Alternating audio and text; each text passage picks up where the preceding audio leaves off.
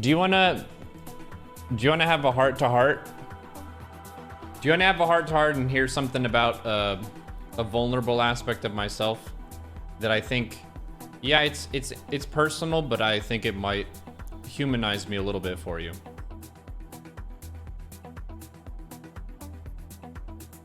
What do you think? I think it kind of has some lessons with tilt management. Firstborn. You love bonding. Okay. Valentine as well. What is this, a gift sub war? Oh man, there's conflict in the chat. Conflict which, strangely enough, benefits my bank account. Thank you very much. Appreciate both of you. We don't like knowing stuff about you. Okay, I'm gonna be real with you. Ratscape with another 5. Jeez Louise, thank you, fam. Thank you so much. Okay, please no one subscribe for the next 10 minutes. I need to talk about this. Kind of messing with you. If you want to, you can.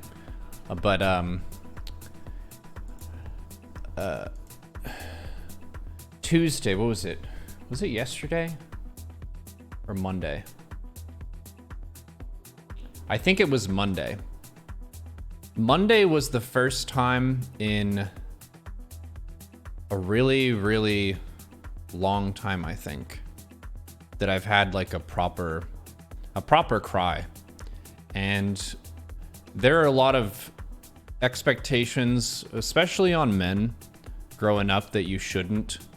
And when I was a young lad, I rarely did. It would be like, you were allowed to cry if you were watching The Passion of the Christ, or if a family member or a pet died. And those were the only criteria where you were allowed to. And I'm, in that sense, very good at holding back those emotions, where you might feel them. Crying is a physical event and process that can help you release that emotion, but you're told not to release that. For the purpose of like social stability and also having a strong front, which I think it does have some advantages. It has some advantages in the context of, if you are in a social context and say you're in a tribe and a scary bear shows up. If you instantly panic and you instantly give way to the instinct emotion that you experience, it's hard to focus on an action plan, such as grab the spears, we're gonna fight the bear.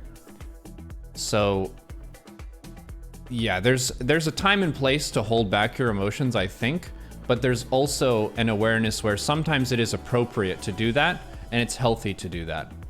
And I think it was a good example for me where I felt very strong emotions, and it helped me to process what happened in a way that I could experience that. So there was a big guild drama event thing, and I heard from some of my players that they felt pressured and they felt replaceable, like they were replaceable for being on the guild and they could be replaced by a better player at any time when they had been running with us for a long time. And they also felt kind of stressed and scared when they were raiding with us on Saturday. And there was a raider who we had at the end of a Q&A, because like we booted the people who were not in our best interests and not sharing team unity with us, which I think they're in a better guild now where they can pursue their interests, and I'm really happy for them in that aspect. But we had a player who, after I talked about the whole story and answered all the questions, he said, "Thank you, Brunt, for making me feel like a human being and not a replaceable sword rogue."